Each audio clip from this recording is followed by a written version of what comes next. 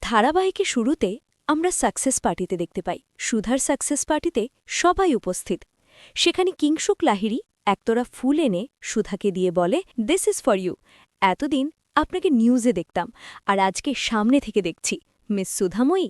এটা বলে হ্যান্ডশেক করার জন্য হাতে গিয়ে দেয়। তখন সুধা দুই হাত জোড়া করে নমস্কার করে বলে, মিস সুধা নয়, মিসেস সুধাময়ী বসু মল্লিক। পরবর্তীতে কিংশুক লাহিড়ী বলে, ফাইনালি আপনার সাথে দেখা হলো, আপনি কোম্পানির চেহারাটাই বদলে দিয়েছেন।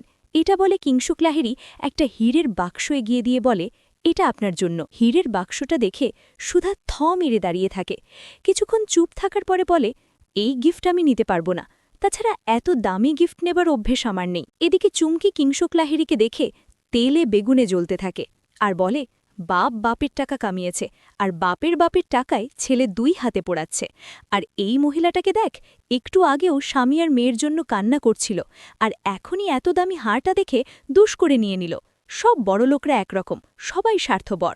অপরদিকে চুমকির এমন কথা শুনে তেজের হাতে থাকা গ্লাস ভেঙে হাত কেটে ফেলে। সেটা দেখে বলে, আরে এ বিচু, তোর হাত তো কেটে গেছে, কত রক্ত পড়ছে। এটা বলে চুমকি তার ওড়না দিয়ে রক্ত মুছিয়ে দিতে যায়। তখনই তেজ হাত ছিটকে বলে, এসব বাজে বাজে কথা না বলে অনুষ্ঠানটা মন দিয়ে দেখো। পরবর্তীতে চুমকি কান্না করে বলে, এই কিংশুক লাহিড়ীর জন্যই ওর বাবা আমার মাকে ছুঁড়ে ফেলে দিয়েছে, আর আমি রাস্তায় রাস্তায় বড় হয়েছি, আমার মা শেষ হয়ে গেছে। এই কিংশুক লাহিড়ীকে আমি কোনোভাবেই ছাড়ব না, শেষ করে দেব আমি। পরের সিনে আমরা দেখতে পাই, কিংশুক লাহিড়ীর গিফট সুধা যখন নিতে অস্বীকার করল, তখন কিংশুক লাহিড়ী সবার সামনে বলে, আমি তেজ বেকারি কোম্পানির সমস্ত দায়িত্ব নিলাম। তেজ বেকারি শুধু দেশে নয়, এখন থেকে বিদেশিও এক্সপোর্ট হবে, আর সেই দায়িত্ব আমি নেব।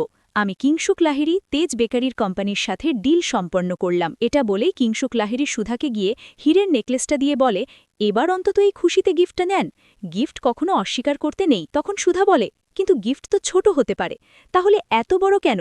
কিংশুক লাহিড়ী বলে, গিফট দামি হোক বা কম দামি হোক, গিফট তো গিফটই হয়। তাছাড়া কিংশুক লাহিড়ীর গিফট কেউ কখনো অমান্য করে না, প্লিজ আপনি গিফটটা গ্রহণ করুন। সুধা কি করবে বুঝতে পারছে না। তখনই ইন্দ্রজিৎ বসু মল্লিক পিছন থেকে এসে বলে, এই গিফটের ওপরেই কিন্তু আমাদের ডিল কনফার্ম হয়েছে, তাছাড়া উনি কিন্তু একটু রগচটা রয়েছেন, তুমি প্লিজ গিফটটা নিয়ে নাও। পরবর্তীতে সুধার কোনো উপায় না পেয়ে বলে, আমি গিফট গ্রহণ করব, কিন্তু একটা শর্ত আছে, আজকে লাঞ্চে আপনাকে আমাদের বাড়িতে লাঞ্চ করতে হবে, আমি এমনি এমনি কারো গিফট গ্রহণ করি না।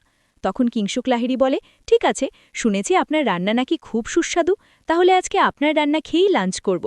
এদিকে সবার সামনে সমুদ্র বলে, মিসেস সুধাময়ী বসু মল্লিকের সাকসেস পার্টির উপলক্ষে আপনারা সবাই ডান্স করুন। এটা বলতে সবার মুখে মাস্ক এবং ডান্সের জন্য প্রস্তুত হয়ে যায়। পরের সিনে কিংশুক লাহিড়ী এসে সুধাকে বলে, চলেন আমরা ডান্স করি। তখন সুধা বলে, আমি ডান্স করতে কমফোর্টেবল নই, আপনি ডান্স করেন, আমার ভালো লাগছে না। এদিকে চুমকি তেজকে বলে, বিচু চল আমরা ডান্স করি না, নাহলে ধরা পড়ে যাব কিন্তু। তখন তেজ বলে, আমি এসব ডান্স করতে পারি না। তারপরেও চুমকি জোর করে তেজকে ডান্স করতে থাকে। অপরদিকে আমরা দেখতে পাই, চারদিকে সবাই জোড়ায় জোড়ায় ডান্স করছে। এত আলো, এত লোকজনের ভিড়েও সুধা শুধু ওর তেজের সাথে কাটানো সময়গুলো মনে করে খুব আপসেট হয়ে যায়। পরক্ষণে সেখানে তেজ চুমকি ডান্স করতে ধাক্কা লেগে সুধা পড়ে যায় এবং তেজ ধরে ফেলে।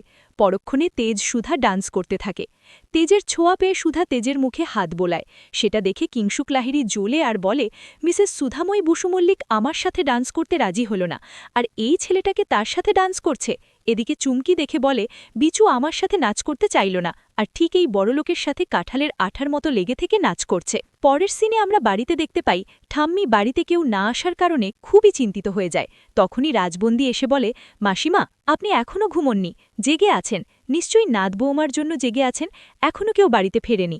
তখন ঠাম্মি বলে, ওরা তো এত রাত করে না, তাহলে আজকে কেন এত রাত হচ্ছে? পরবর্তীতে রাজবন্দী ফোনটা দেখিয়ে বলে, আপনার নাতবউ সাকসেস পার্টিতে গিয়ে অন্য কারো সাথে ডান্স করছে। এদিকে রাজবন্দী মনে মনে বলে, এই বুড়ির মনে আগুন জ্বালিয়ে দিয়েছি, সুধা চাইলেও বালতি বালতি জল ঢেলেও নেভাতে পারবে না। একটু মোড় ঘুরিয়ে আমরা সাকসেস পার্টিতে দেখতে পাই, সাকসেস পার্টির অনুষ্ঠানে সুধা তেজের একসাথে ডান্স করা দেখে ঝিনুক সমুদ্র বাকি সবাই এগিয়ে আসে এবং সুধাকে ঝিনুক সমুদ্র নিয়ে যায়। এদিকে পটলা চুমকি তেজকে নিয়ে যায়। পরবর্তীতে সমুদ্র ঝিনুক বলে, দিদি এটা তুই কি করছিলি? কেন তুই অচেনা মানুষের সাথে নাচ করছিস? দিদি তুই ড্রিঙ্ক করেছিস?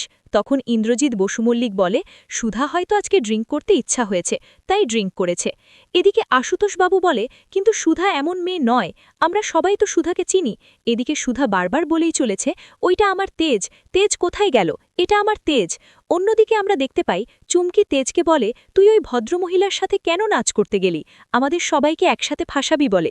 ওই হীরের নেকলেসের ওপর যদি কারো অধিকার থাকে তাহলে সেটা আমার, আর ওই হীরের নেকলেস আমি আজকে নিতে পারলাম না ঠিকই, কিন্তু আমি সুধাময়ী বসু মল্লিকের বাড়িতে গিয়ে হলেও ওই হীরের নেকলেস নিয়ে আসব, তারপরেও ওই নেকলেস আমার লাগবেই।